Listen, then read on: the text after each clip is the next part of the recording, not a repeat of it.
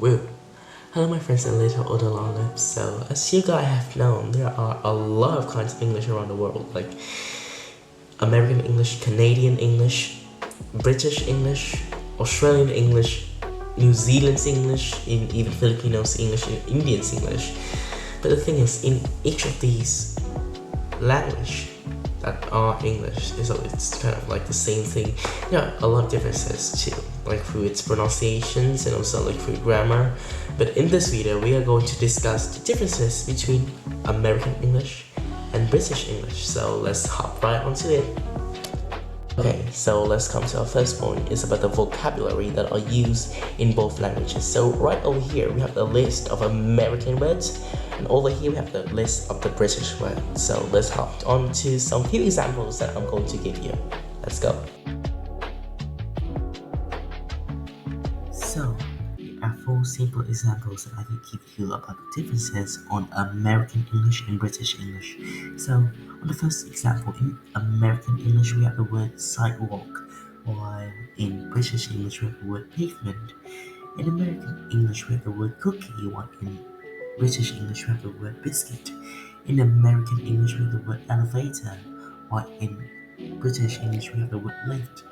And in American English we have the word apartment, while in British English we have the word flat.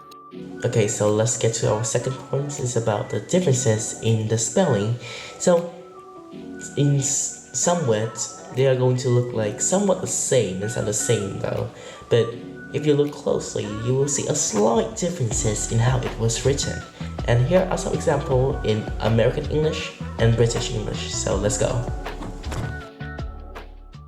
Words which end with ER in American English often end in RE in British English. For example, I live in the centre of town changes to centre. Normally verbs which end in IZE in American English can be spelt in British English with either IZE or ISE. For example, can you organise a meeting changes to organise. Sometimes words with OR in American English can be spelt in British English using OUR. For example, what's your favourite colour changes to favourite colour. Okay, so let's get to our third point.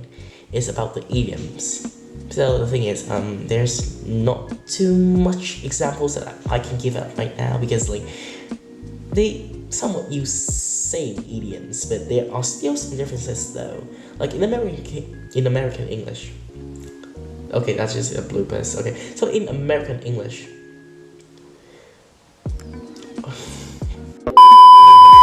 Okay, so in American English we have a sentence, it's raining cats and dogs. While in British English we are going to have a sentence, it's raining steroids. It's like it's raining really heavily. Okay, so that is the end of our third point, and let's get on to our fourth point.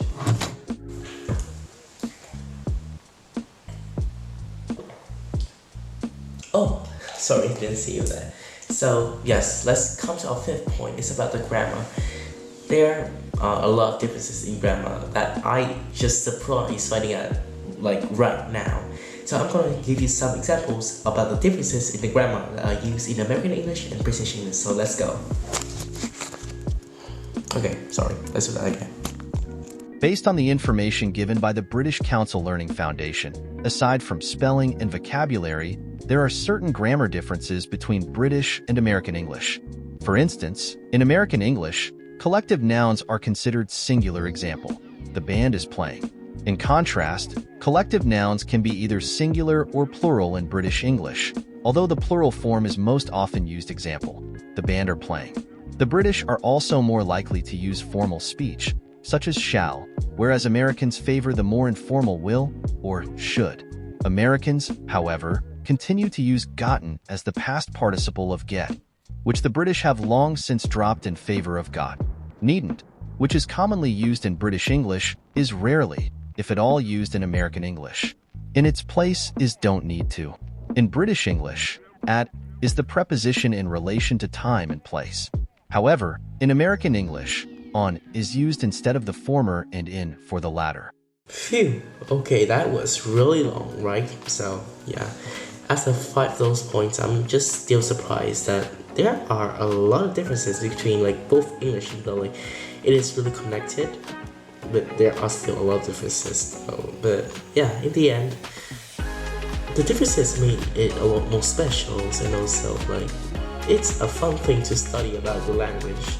So again, thank you for watching this video, and yeah, let's just hop on to the next video, I guess, because I'm just too lazy to do anything right now. I have to edit this video also. So see ya, bye.